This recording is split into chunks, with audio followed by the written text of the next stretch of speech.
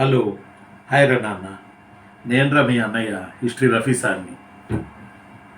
APDSC రాసి కాబోతున్నటువంటి గురువులందరికీ ప్రణామాలు. ఎంతోమంది డిఎస్సి ఉద్యోగార్థుల కోరిక మేరకు సార్ మీరు గ్రూప్సే చెబుతారా, డిఎస్సికి చెప్పరా, డిఎస్సి హిస్టరీ చెప్పరా సార్ మీరని రోజుకి 10 నుంచి 15 కాల్స్ నాకు రావడం, వాట్సాప్లో మెసేజ్లు పెట్టడం. ఇవి ఎందుకంటే సుమారు 17,000 ఉద్యోగాలు కాబట్టి డిఎస్సి ఉద్యోగాలు, మీరు మాకు కూడా ప్రయోజనవంతంగా పాఠం చెప్పగలరు సార్.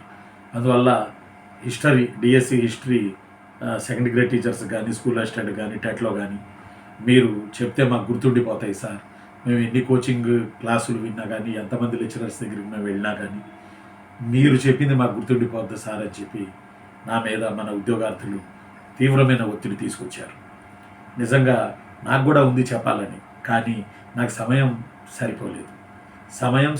సందర్భం వచ్చినప్పుడు నేను ఖచ్చితంగా మీకు చెప్తాను అని చెప్పి మన డిఎస్సి ఆస్పిరెంట్స్కి నేను చెప్పడం జరిగింది. అలా చెప్పిన విధంగానే ఈరోజు మంచి రోజు. ఈరోజు 8th క్లాస్ సాంఘిక శాస్త్రం గతాలు అని ఉంది, మన గతాలు అని ఉంది సిలబస్. మన గతాలు అనే సోషల్ స్టడీస్ పాఠంలో 8th క్లాస్లో డిఎస్సికి సంబంధించి, టెట్కి సంబంధించి, SGT or school assistant social వాటికి సంబంధించి మన గతాలు అని 8th క్లాస్ టెక్స్ట్ బుక్లో సెమ్ 1లో పాఠం ఉంది. ఆ యొక్క పాఠం ఏంటంటే ఎలా, ఎప్పుడు, ఎక్కడ.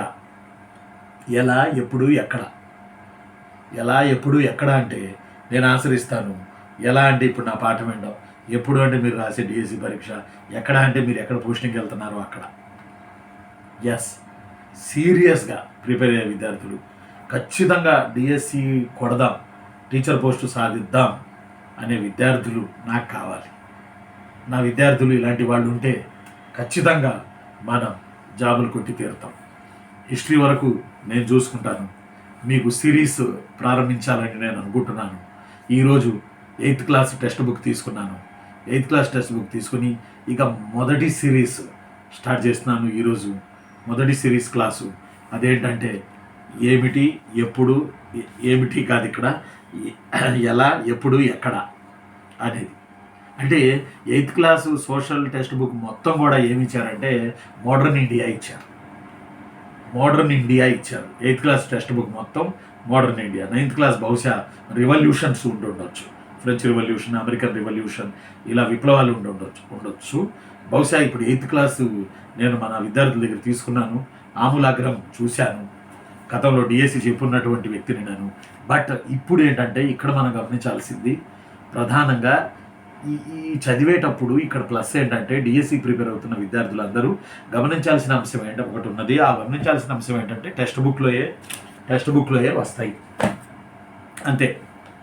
చక్కగా పెన్సిల్ తీసుకొని చక్కగా అండర్లైన్ చేసుకుంటూ, నాలాంటి సార్ చెప్తున్నప్పుడు వింటూ దానిని మీరు ఫాలో అయిపోతే చాలు. ఇంకా ఎక్స్ట్రా ఏమీ అవసరం లేదు. బయట గైడ్లు దొరికినా, టెస్ట్ పేపర్లు దొరికినా, ఆబ్జెక్టివ్లు దొరికినా ఇందులో నుంచి తీసి రాసినవే. మీ గైడ్ ఏంటంటే బైబిల్, భగవద్గీత, ఖురాన్ ఏంటంటే మీ టెక్స్ట్ పుస్తకాలు. కాబట్టి టెక్స్ట్ పుస్తకాలు తరువుగా చదివితే మీరు టీచర్ అవుతారు, no doubt at all, school assistant అవుతారు. ఇదొకటి గుర్తుపెట్టుకోండి. ఆ తర్వాత మనకి ఈ యొక్క పుస్తకాలలో, ఈ యొక్క గవర్నమెంట్ ఇచ్చినటువంటి కొత్త పుస్తకాలలో మనకి లాస్ట్లో 1 గుర్తు చేసుకుందాం, 2 చర్చించుకుందాం, 3 చేద్దామని 3 ఉంటాయి. గుర్తు చేసుకుందాం, చర్చించుకుందాం, చేద్దాం అని 3 ఉంటాయి. వీటిల్లో మీరు ప్రిపేర్ అవుతున్నారు కాబట్టి చర్చించుకుందాం అంత అవసరం లేదు, చేద్దాం అవసరం లేదు, కానీ గుర్తు చేసుకుందాం అనేది ఇంపార్టెంట్. ప్రతి పాఠం వెనక గతంలో ఏముండేదంటే పాత పుస్తకాల్లో సారాంశం అని ఉండేది, కొన్ని పాయింట్లు, లేకపోతే ఇంతవరకు మీరు ఏమి నేర్చుకున్నారు అని ఉండేది. ఎక్కువ ప్రశ్నలు గతంలో వాటి నుంచే వచ్చాయి, అది ఏ సబ్జెక్ట్ అయినా.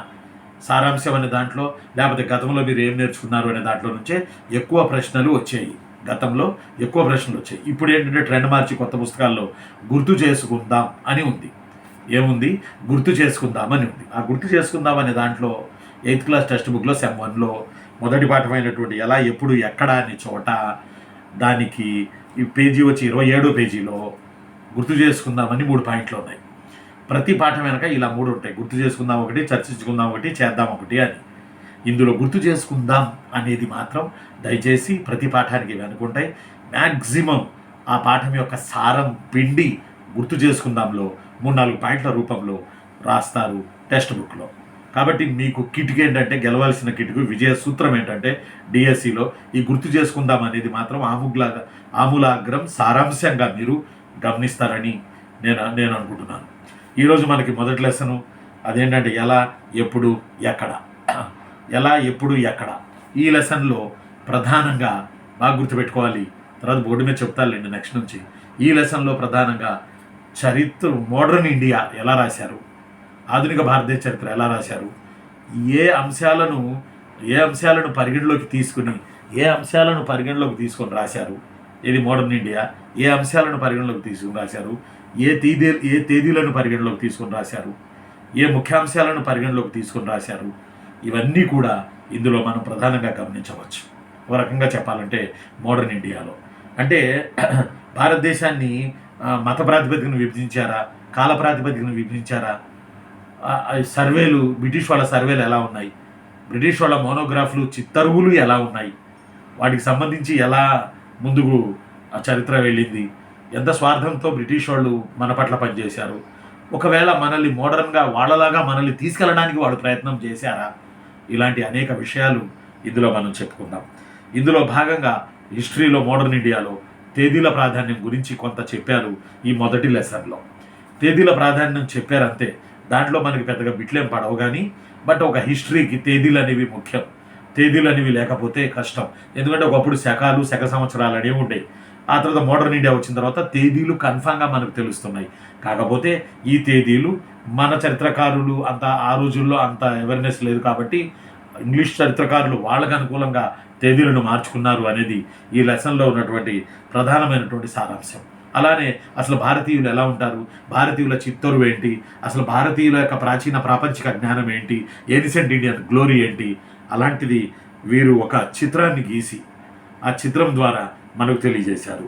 గతం గురించి తెలుసుకోవడానికి ఒక చిత్రాన్ని వారు మనకు తెలియజేశారు. ఆ చిత్రం ఏంటంటే రాబర్ట్ క్లైవ్ కాలంలో 1782లో, బాగా గుర్తుపెట్టుకోవాలి చెల్లెమ్మలు తమ్ముళ్ళు, టీచర్ జాబ్ కొట్టి తీరాలి. 1-2 కాదు, 17,000 ఉద్యోగాలు ఇంచుమించుగా. కాబట్టి ఇక్కడ జేమ్స్ రెనల్ అనే ఒక జియోగ్రఫర్కి లేదా సముద్ర శాస్త్రవేత్తకి లేదా చరిత్రకారుడికి, అతని పేరు ఏంటంటే జేమ్స్ రెనల్, RENNEL, జేమ్స్ రెన్నల్ అనే అతనికి, ఇతను ఎవరంటే బ్రిటిష్ జియోగ్రాఫర్ అంటే బ్రిటిష్ భౌగోళికవేత్త లేదా బ్రిటిష్ చరిత్రకారుడు లేదా బ్రిటిష్ ఓషనోగ్రఫీ శాస్త్రవేత్త. ఇతను రాబర్ట్ క్లైవ్ వద్ద ఉద్యోగం చేసేవాడు. రాబర్ట్ క్లైవ్ 1782లో భారతదేశం గురించి ఒక చిత్తరువు గీయమని ఇతనికి అప్పజెప్పడం జరిగింది. ఇతను మన దేశంలో ఉన్నటువంటి ప్రాచీన గ్రంథాలు మనం బ్రిటిష్ వాళ్ళకి ఇస్తున్నట్టుగా, ఆ పవిత్రమైన గ్రంథాలను బ్రిటిష్ వాళ్ళు తీసుకుంటున్నట్టుగా, ఆ ఇస్తున్నటువంటి పండితులు బ్రాహ్మణుల రూపాన్ని చిత్రీకరించి మొదటి చాప్టర్లో మనకు ఆ మ్యాటర్ పెట్టడం జరిగింది. కాబట్టి ఇక్కడ విషయం ఏంటంటే జేమ్స్ రెన్నల్ని, RENNEL, జేమ్స్ రెన్నల్ని ఏమంటారు అని అంటే భారతీయ భౌగోళిక శాస్త్ర పితామహుడు అంటారు. గుండెగాయ లాంటి పాయింట్ ఇది. భారతీయ భౌగోళిక శాస్త్ర పితామహుడు అంటారు జేమ్స్ రెన్నల్. ఇతను 1782లో రాబర్ట్ క్లైవ్ ఆదేశించగా మొట్టమొదటిగా ఒక చిత్తరువు గీశాడు. ఇతను మ్యాపులు గీయడంలో కూడా దిట్ట. ఆ చిత్తరువులో బ్రిటిష్ వాళ్ళకి మనం మన సేక్రెడ్ బుక్స్ అంటే పవిత్రమైన పుస్తకాలు, మన ప్రాచీనమైన ఉద్గ్రంథాలను బ్రిటిష్ వాళ్ళ చేతుల్లో మనం పెడుతున్నాం. ఆ చిత్తరువే మొట్టమొదటి చిత్తరువు. ఈ చిత్తరువు మీకు టెక్స్ట్ పుస్తకంలో, ఈ చిత్తరువు 8th క్లాసు, ఈ చిత్తరువు మీకు 8th క్లాస్ టెక్స్ట్ పుస్తకంలో 13 పేజీలో ఉంది. ఎలా, ఎప్పుడు, ఎక్కడ అనే పాఠంలో తెలుగు మీడియం దాంట్లో 13 పేజీలో ఉంది. ఈ చిత్తరువుని మీరు జాగ్రత్తగా గమనించండి. ఈ చిత్తరువులో ప్రధాన అంశం ఏంటంటే హిందుస్థాన్ అనేది ఇలా ఉండిందని ఒక చిత్తరువుని జేమ్స్ రెన్నెల్ అనేవాడు గీశాడు. అందులో మనం మన గ్రంథాలను బ్రిటిష్ వాళ్ళకి ఇస్తున్నాం. బ్రిటిష్ వాళ్ళు ఆ గ్రంథాలను తీసుకుని ఆంగ్లంలోకి అనువదించడం అనేది అక్కడ ప్రధానమైన విషయం. ఇంకోటి కూడా మీకు చెప్పాలి, ఈ సంఘటన 1782లో జరిగింది. 1784లో ఈ పుస్తకాలు తీసుకున్నటువంటి ఆ తర్వాత విలియం జోన్స్ అని ఆయన 1784లో ఏసియాటిక్ సొసైటీని కలకత్తాలో ఏర్పాటు చేశారు. ఆ తర్వాత ఈ పుస్తకాలను మన పవిత్రమైన ఈ పుస్తకాలను, మన ఏన్షియంట్ గ్లోరీని తెలిపే పుస్తకాలను ఆంగ్లంలోకి అనువదింపజేశాడు విలియం జోన్స్ 1784లో ఏసియాటిక్ సొసైటీ కలకత్తాలో పెట్టి. దీన్ని కావాలంటే జీకే కింద వేసుకోండి. అయితే ఇక్కడ ఇంపార్టెంట్ పాయింట్ ఏంటంటే 1782లో జేమ్స్ రెన్నల్ మన యొక్క చిత్తరువుని గీయడం జరిగింది. ఇది మనం బ్రిటానికా ప్రచురణ ముద్రణ సంస్థ నుంచి మనం తీసుకోవడం జరిగింది. ఇది మనకి మొదటి పేజీలో వాళ్ళు ఏర్పాటు చేశారు. ఆ తర్వాత మొదటి పాఠమైన ఎలా, ఎప్పుడు, ఎక్కడ అనే దాంట్లో చరిత్ర అంటే రాజులు పుట్టినప్పుడు, రాజులు చనిపోయినప్పుడు, రాజులు పట్టాభిషేకాలు చేసుకున్నప్పుడు, రాజులు జన్మదినోత్సవాలు చేసుకున్నప్పుడు, పెళ్లి దినాలు చేసుకున్నప్పుడు చరిత్ర కాదు.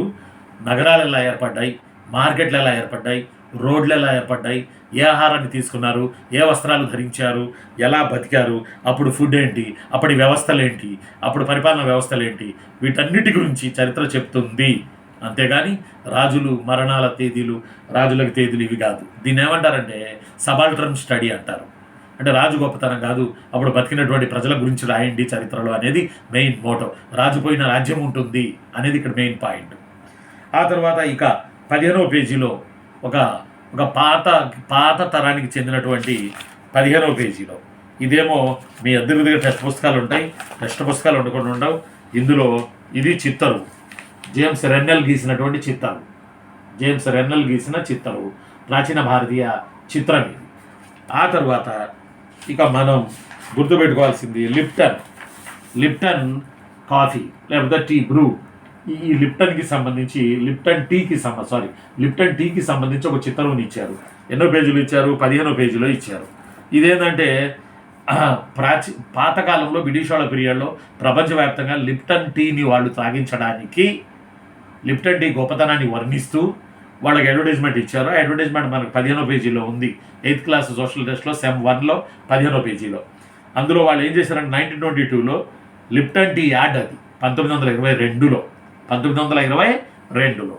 ఇందులో ఏంటంటే ఈ చిత్రంలో విక్టోరియా రాణి 3వ కొడుకు ప్రిన్స్ ఆర్థర్ గుర్రంపై కూర్చొని ఉన్నాడు. అతనికి ఉన్న బిరుదు డ్యూక్ ఆఫ్ కానాట్ అనే బిరుదు జేమ్స్ ఆర్థర్ది, ప్రిన్స్ ఆర్థర్ది. ఈయన విక్టోరియా రాణి 3వ కొడుకు. ఈయన లిప్టన్ టీకి ప్రాచీన కాలంలో 1922లో మోడర్న్ పీరియడ్లో యాడ్ ఇచ్చాడు. కాబట్టి ఇది ఒకటి గుర్తుపెట్టుకోండి. కానాట్, డ్యూక్ ఆఫ్ వెల్లింగ్టన్ లాగా డ్యూక్ ఆఫ్ కానట్ అంటారు. ఇది 15వ పేజీలో ఉంది స్పష్టంగా. ఆ తర్వాత 1817లో మొదటి పాఠంలోనే ఎలా, ఎప్పుడు, ఎక్కడ అనే మొదటి పాఠంలో 8th క్లాస్ సోషల్ టెక్స్ట్ బుక్లో, కొత్త టెక్స్ట్ బుక్లో సెమ్ 1లో ఎలా, ఎప్పుడు, ఎక్కడ అనే దాంట్లో మొదటి పాఠంలో కాలాల వర్గీకరణ చేయడం కూడా జరిగింది. ఏ వర్గీకరణ చేయడం జరిగింది? కాలాల వర్గీకరణ చేయడం కూడా జరిగింది. అందులో భాగంగా 1817లో స్కాటిష్ రాజకీయ ఆర్థిక చరిత్ర శాస్త్రవేత్త, స్కాటిష్ అంటే స్కాట్లాండ్ అంటే ఇంగ్లాండ్లో పక్కనే ఉంటుంది. స్కాటిష్ చరిత్రకారుడు 1817లో జేమ్స్ మిల్ ఇతని పేరు జేమ్స్ మిల్. ఇతను భారతదేశ చరిత్రను 3 రకాలుగా మత ప్రాతిపదికన విభజించాడు. అతనికి అలా కనపడింది. ప్రాచీన భారతదేశ చరిత్రను హిందూ యుగమని, మధ్యయుగ భారతదేశ చరిత్రను ముస్లిం పీరియడ్ అని, మోడర్న్ని క్రైస్తవ యుగమని అతను వర్ణించాడు.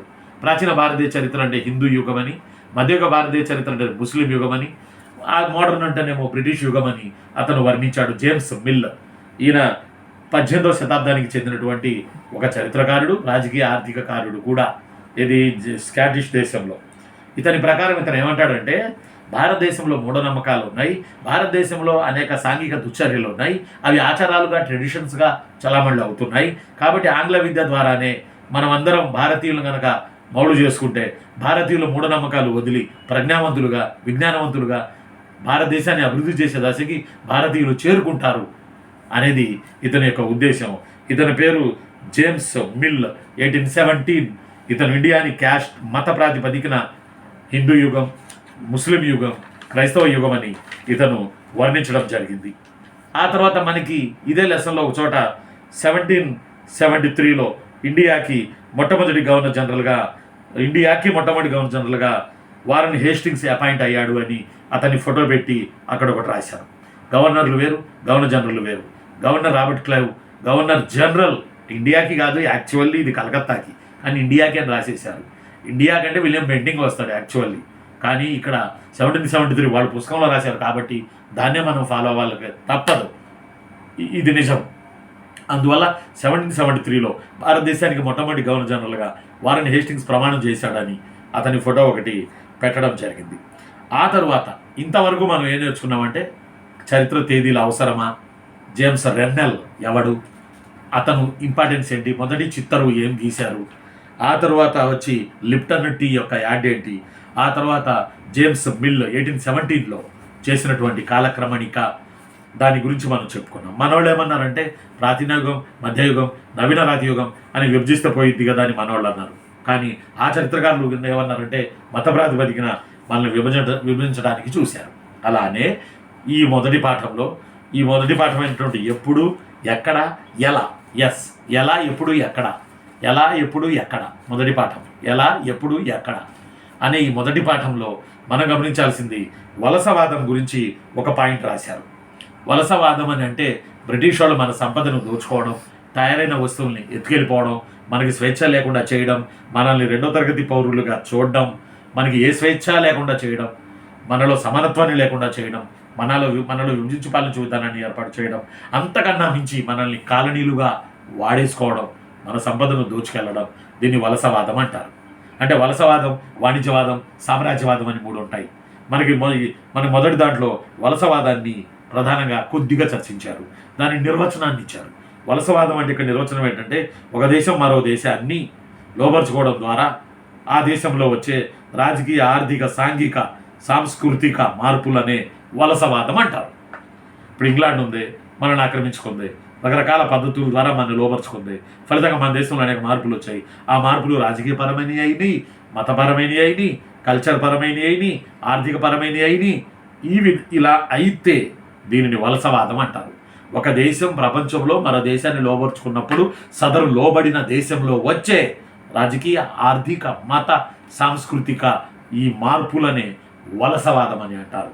రైట్. ఆ తర్వాత మనకి రికార్డులు, డాక్యుమెంట్ల గురించి 2 ముక్కలు రాశారు. అవేంటంటే డాక్యుమెంట్స్ బ్రిటిష్ వాళ్ళు తయారు చేసేవాళ్ళు హిస్టరీకి ఆధారాలుగా, ఈ డాక్యుమెంట్లు ప్రజలు ఏం ఆలోచిస్తున్నారో ఈ డాక్యుమెంట్లు మనకు ప్రధానంగా చెప్తాయని, అలానే రికార్డులలో ప్రధానంగా ప్రాచీన పుస్తక భాండాగారాలు, దీనికి అభిలేఖాగారాలు అనే పదం వాడారు. భారతదేశంలో బ్రిటిష్ వాళ్ళ పీరియడ్లో 1920లో అతిపెద్ద అభిలేఖాగారం ఢిల్లీలో ఏర్పాటు చేయబడింది. అది భారతీయ జాతీయ లేఖాగారం 1920లో ఢిల్లీలో ఏర్పాటు చేయబడింది. ఈ అభిలేఖాగారంలో ఏముంటాయి, బ్రిటిష్ వాళ్ళ పీరియడ్లో రికార్డ్స్ ఉంటాయి, బ్రిటిష్ వాళ్ళ పీరియడ్లో వాళ్ళు తీసుకున్న సర్వేలు ఉంటాయి, బ్రిటిష్ వాళ్ళ కాలంలో వాళ్ళు చేసిన మ్యాపులు ఉంటాయి, వాళ్ళు గీసిన చిత్తరువులు ఉంటాయి, వాళ్ళ యొక్క లెక్కలు ఉంటాయి, పత్రాలు ఉంటాయి, అకౌంట్లు ఉంటాయి. ఇవన్నీ కూడా అభిలేఖాగారంలో ఉంటాయి. అభిలేఖాగారమే కాదు, మ్యూజియంస్ కూడా వాళ్ళు ఆ పీరియడ్లో ఏర్పాటు చేశారు. అందువల్ల మనకి అభిలేఖాగారాలను బ్రిటిష్ వాళ్ళు రకరకాల చట్టాల ద్వారా ఎక్కడెక్కడ ఏర్పాటు చేయమని చెప్పేవాళ్ళు అంటే తహసీల్దార్ కార్యాలయాల్లో, కమిషనర్ల కార్యాలయాల్లో, ప్రాంతీయ సచివాలయాల్లో, అలానే ఒక్క నిమిషం ఉండండి, ప్రాంతీయ కమిషనర్ కార్యాలయాల్లో, తహసీల్దార్ కార్యాలయాల్లో, ప్రాంతీయ సచివాలయాల్లో, కోర్టుల్లో, ఇలా రకరకాల చోట్ల ఈ అభిలేఖాగారాలు మరియు మ్యూజియంకి చెందిన రికార్డులు, డాక్యుమెంట్స్ భద్రపరచాలి అని చెప్పారు. అలాంటివి కట్టారు. దానికి శిఖరం 1920 ఢిల్లీ. దాని పేరు ఫస్ట్ భారతీయ జాతీయ లేఖాగారం. ఇందులోకి మెకంజీ కైఫియత్తులను కూడా మనం తీసుకోవచ్చు. అలానే ఇక ఆంగ్లేయులు సర్వేలు కూడా చేశారు. మొట్టమొదటి సర్వే బెంగాల్లో చేశారు, అంటే రెవెన్యూ సర్వేలు. 1832లో ఫస్ట్గా బెంగాల్లో సర్వేలు జరిగాయి. ఈ సర్వేలలో వాళ్ళు భౌగోళిక స్వరూపాన్ని అంచనా వేయడానికి, నేల నాణ్యతను అంచనా వేయడానికి, స్థానిక చిత్రాలు తీయడానికి, అటవీ విస్తీర్ణాన్ని చూడడానికి, మనుషులు, జంతువుల సర్వేలు చేయడానికి, వస్తు సంపదను సర్వేలు చేయడానికి, అడవులను సర్వేలు చేయడానికి వాళ్ళు ప్రధానంగా ఉపయోగించుకున్నారు. కాబట్టి రికార్డులు, డాక్యుమెంట్స్లు, సర్వేలు, ఆ తర్వాత హిస్టరీ ఎలా విభజించబడింది, అసలు వలసవాదం అంటే ఏంటి, హిస్టరీని జేమ్స్ మిల్ ఎలా విభజించాడు, జేమ్స్ మిల్ 3 రకాలుగా విభజించాడు, హిందూ యుగం, ముస్లిం యుగం, మోడర్న్ యుగం అని. అలానే ఇందులో డైరెక్ట్ బిట్లు ఏంటంటే ఈ ఈ మ్యాటర్లో నుంచి వచ్చే డైరెక్ట్ బిట్లు ఏంటంటే భారతీయ భౌగోళిక పితామహుడు జేమ్స్ రెన్నల్ ఇతనే మొదటి చిత్తరువుని గీశాడు. ఈ మొదటి చిత్తరువులో మన పండితులు మన పురాతన గ్రంథాలని బ్రిటిష్ వాళ్ళకి ఇస్తున్నటువంటి చిత్రాన్ని గీయడం జరిగింది. పాఠం మొదట్లో ఏర్పాటు చేసినటువంటి ఫోటోలో. అలానే 73లో వారెన్ హేస్టింగ్స్ మొట్టమొదటి గవర్నర్ జనరల్గా ఉన్నాడు బెంగాల్కి అనేది ఒకటి ఇందులో చేయడం జరిగింది. 1920లో జాతీయ అభిలేఖాగారం ఢిల్లీలో ఏర్పాటు చేశారని చెప్పబడింది. అదొకటి మనకి ఇంపార్టెంట్ ఇందులోకి వచ్చి. అలానే చరిత్ర అంటే రాజుల పుట్టిన తేదీలు కాదు, రాజులకు సంబంధించిన తేదీలు కాదు, ఎలా నగరాలు ఎలా పల్లెలు పుట్టాయి, పల్లెల నుంచి నగరాలు ఎలా అభివృద్ధి చెందాయి, అప్పుడు ప్రజలు ఎలా బతికారు, ఏం తిన్నారు, అప్పటి పరిపాలనా వ్యవస్థలు ఏంటి, వీటన్నిటి గురించి తెలుసుకోవడమే చరిత్ర అని చెప్పి ఇందులో వర్ణించడం ప్రధానంగా మనకు జరిగింది. కాబట్టి గుర్తు చేసుకుందాం అనే లాస్ట్లో మనం ఇవన్నీ కూడా ఒకసారి ఇప్పుడు మనం ఎక్స్ప్లెయిన్ చేసుకున్నాం. కాబట్టి దీన్ని గుర్తుపెట్టుకోండి. 1782లో జేమ్స్ రెన్నల్ మొదటి చిత్రం గీశాడు. ఈ ఇయర్లు కూడా ప్రతి పాఠానికి ఒక నోట్స్ పెట్టుకొని ఈ పాఠంలో ఇయర్లు అడిగారు అని గుర్తుపెట్టుకోండి. అంటే ఇప్పుడు నా ఉద్దేశం ఏంటంటే సిరీస్ స్టార్ట్ చేసి మీ వందల వేలాది మంది కోరిక మేరకు సిరీస్లు స్టార్ట్ చేసి ఈ సిరీస్లో మీకు 1-2 సార్లు నేను 15 నిమిషాలు 20 నిమిషాలు ప్రతిరోజు నేను మీకు పాఠం చెబుతూ ఉంటాను. మీరు ఖచ్చితంగా ఈ సిరీస్ని మీరు నోట్బుక్ చేసుకోండి. నోట్బుక్ చేసుకునే కన్నా హిస్టరీ రఫీ సార్ చెప్పింది మీకు గుర్తుంటుంది. కాబట్టి మీరు దాన్ని గుర్తుపెట్టుకోండి. ఫర్ ఎగ్జాంపుల్ వలసవాదం నిర్వచనం అంటే ఒక దేశాన్ని మరో దేశం లోబర్చుకున్నప్పుడు సదరు లోబర్చబడిన దేశంలో వచ్చే రాజకీయ, సాంఘిక, ఆర్థిక, సాంస్కృతిక, మతపరమైన మార్పులనే వలసవాదం అంటారు.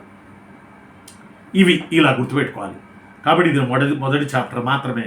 ఈ మొదటి చాప్టర్ తర్వాత మీకు అసలు స్టోరీ మీకు స్టార్ట్ అవుతుంది. కాబట్టి పుస్తకం ఎంత లావుందని మీరేం భయపడకండి. పాఠాలు చాలా తక్కువ. ఓన్లీ మోడర్న్ ఇండియా మాత్రమే 8th క్లాస్ సోషల్ టెక్స్ట్ బుక్లో ఉంది. కాబట్టి జేమ్స్ రెన్నల్ని జియోగ్రఫికల్ ఫాదర్ ఆఫ్ ఇండియా అని కూడా అంటారు. ఓకేనా? ఉండనా మరి. నేను మీ అన్నయ్య హిస్టరీ రఫీసార్ని. సీరియస్గా చేసేవాళ్ళే ఈ వీడియో చూడండి, సబ్స్క్రైబ్ చేయండి, మీ వాళ్ళందరికీ వీడియోను పంపండి. నెక్స్ట్ లెసన్ మళ్ళీ రేపు పొద్దున నేను మీకు పెడతాను. ఉంటాను. నేను మీ అన్నయ్య హిస్టరీ రఫీసార్ని. ఖచ్చితంగా టీచర్ కొడతాం. అలాగని గ్రూప్స్కి చెప్పరేమో రఫీసార్ అని అనుకోకండి. గ్రూప్స్ సిరీస్ గ్రూప్సే, ఈ సిరీసే. మీకోసం నేను మరింత కష్టపడతాను.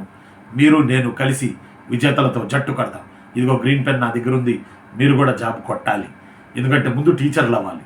ఇది గెస్టెడ్ అనుకోండి, ముందు టీచర్లు అవ్వాలి, ఆ తర్వాత హై స్కూల్ మాస్టర్లు అవ్వాలి. అర్థం అట్లా ముందు ఒక జాబ్ కొట్టుకోవాలి. మనం కొట్టుకున్న తర్వాత ఆ తర్వాత మనం హై స్కూల్కి వెళ్తాం.